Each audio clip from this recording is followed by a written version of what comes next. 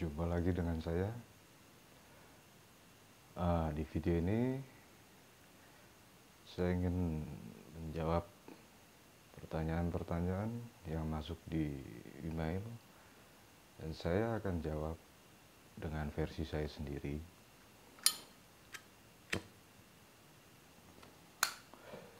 Bukan versi orang lain ya, jadi versi saya.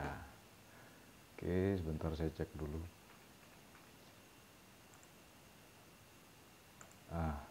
Pertanyaan pertama,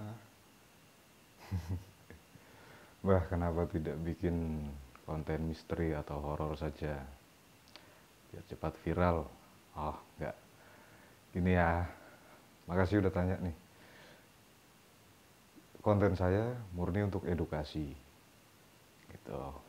Edukasi versi saya sendiri.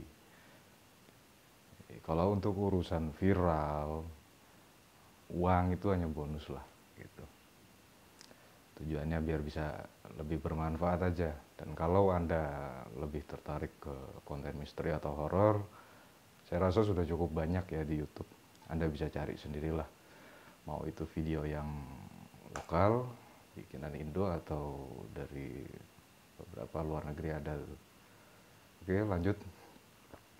Pertanyaan kedua, Pak, mana yang tepat? Unsur atau elemen?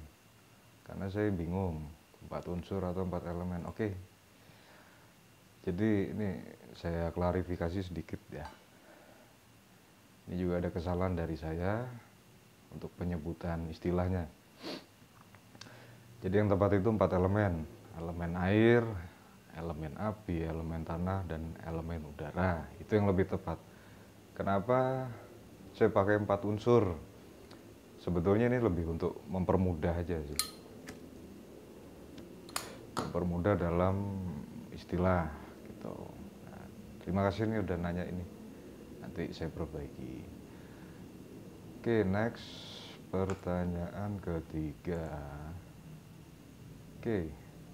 Untuk penjelasan di video part 1 sampai 10, apakah metode dasar saja atau pengembangan? Baik. Di part 1 sampai 10 itu ada dua-duanya ya. Saya juga kasih dasarnya sampai pengembangan, itu saya kasih. Nah, untuk porsi lebih banyak pengembangan memang gitu. Jika Anda masih merasa kurang materinya untuk yang tahap dasar, boleh ditonton ulang lagi, atau Anda bisa cari referensi di channel YouTube yang lain. Itu banyak kok kalau untuk metodologi dasar gitu. Nanti pengembangannya bisa lihat di video saya lagi, atau bisa tanya lagi, nanti saya jawab. Oke, pertanyaan lain lagi nih, Pak, izin tanya. Saya sudah coba mulai meditasi, rasanya malas untuk lanjut, dan saat selesai meditasi sering timbul ragu, dan saya maunya instan saja. Solusinya bagaimana, Pak? Baik ya. Ini sudah saya jelaskan di antara video 1 sampai 10 ya. Nah, solusinya adalah, kalau untuk rasa malas untuk melanjutkan, ini memang sering dan banyak sekali terjadi di pemula atau orang yang betul-betul baru mulai belajar meditasi. Kalau timbul rasa malas, ada baiknya Anda berhenti dulu sebentar, beberapa menit lah. Berhenti, nah, lalu Anda bisa lanjutkan lagi setelah dirasa sudah mulai reda gitu, atau sudah hilang pikiran malasnya atau rasa malasnya.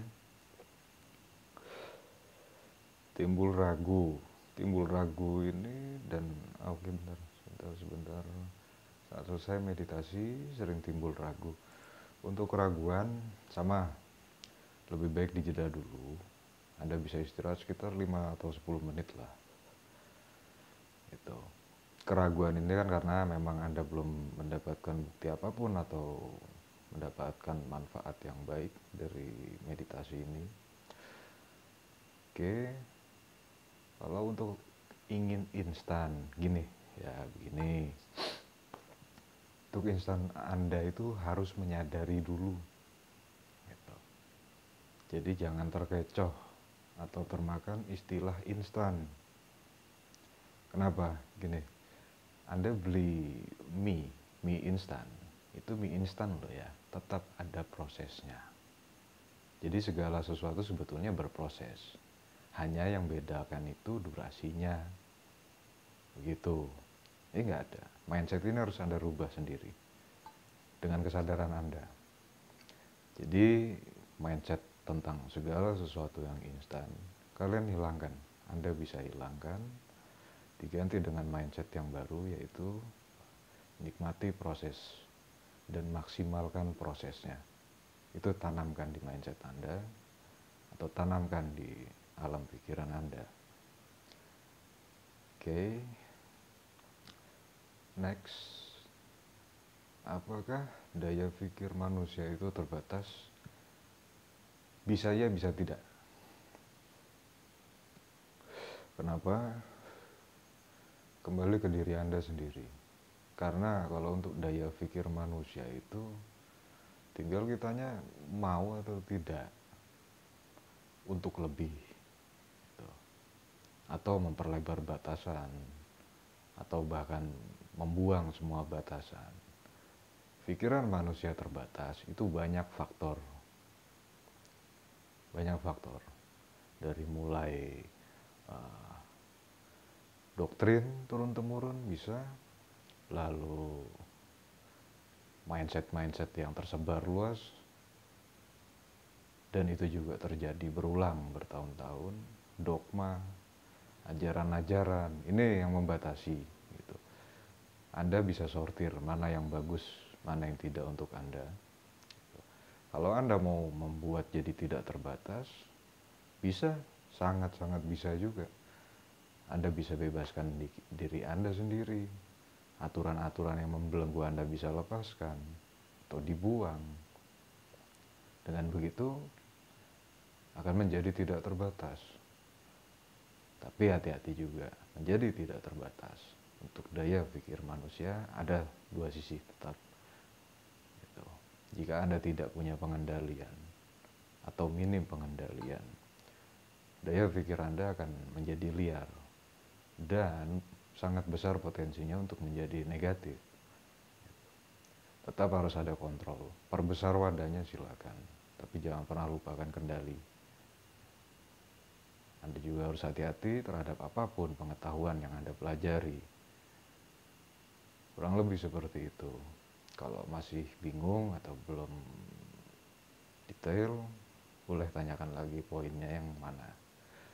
Oke, ini satu lagi nih. Pertanyaan terakhir. Kenapa manusia bisa terkoneksi dengan semesta alam?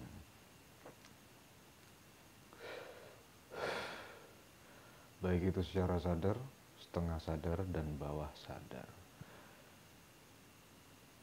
Baik, jawabannya adalah karena manusia juga bagian dari mata rantai alam semesta. Kita juga bagian dari kehidupan ini. Nah, semua yang ada di semesta alam memiliki frekuensi, memiliki energi, getaran. Dari situ kita terkoneksi. Lalu, baik itu secara sadar, setengah sadar, dan bawah sadar, ini semua memiliki gelombang. Ada frekuensi atau energi yang bergerak terus. Gitu. Jadi dalam sadar Anda ketika Anda mengalami satu problem, Anda berusaha untuk cari jawaban, entah itu dengan berdoa, dengan meditasi, komunikasi ke alam. Nah, semesta akan merespon dari situ. Merespon, memberikan sesuai dengan yang Anda inginkan. Tapi ingat ya, di sini juga kalau untuk di bawah sadar ini lebih ke arah spiritual sebetulnya sih. atau supranatural itu lebih di bawah sadar. Setengah sadar ini harus hati-hati Anda, karena ketika frekuensi Anda direspon semesta, Anda harus jaga ini jangan sampai Anda terbawa jawaban atau terjebak jawaban yang sebetulnya berbahaya untuk Anda. Oke ya, untuk koneksi ini kembali ke Anda saja. Mau berkomunikasi dengan semesta, dengan Tuhan, mau di dimensi atau di frekuensi sadar, setengah sadar dan bawah sadar, Anda bisa lakukan. Ya, walaupun Anda tidak pernah meditasi, tetap saja koneksi ini akan berjalan terus selama Anda masih hidup. Jaga pikiran Anda, jaga perilaku Anda, jaga ucapan Anda. Karena mau itu secara sadar, setengah sadar, dan bawah sadar akan direspon dan diwujudkan oleh kehidupan. Gitu. Oke ya, simpulannya ada yang menarik sebentar. Untuk ya, saya garis bawain sebetulnya ya rasa malas ini untuk pemula. Gitu. Tolong ya kalau bisa juga malas, kata malas ini jangan terlalu sering diucapkan di alam pikiran Anda ataupun lewat lisan atau mulut Anda. Karena semakin sering Anda sebut malas, saya malas, saya malas, saya malas, dan itu akan terkabul. Wujudnya adalah Anda jadi pemalas. Gitu. Sama seperti kata ragu, terus maunya hanya instan saja, artinya ingin segera atau lebih cepat bisa nih, coba dilawan ya. Dan ini berlaku bukan hanya saat meditasi sebetulnya. Di kehidupan Anda sehari-hari pun kata-kata seperti ini pengaruhnya besar. Gitu. Oke, sekian dari saya. Jika Anda ingin bertanya, silakan kirim email ya. Alamat email ada di deskripsi. Ya, tinggal cek saja di situ. Oke, sekian dari saya. Terima kasih banyak sudah menonton. Doa yang baik dari saya untuk Anda semua. Sampai jumpa.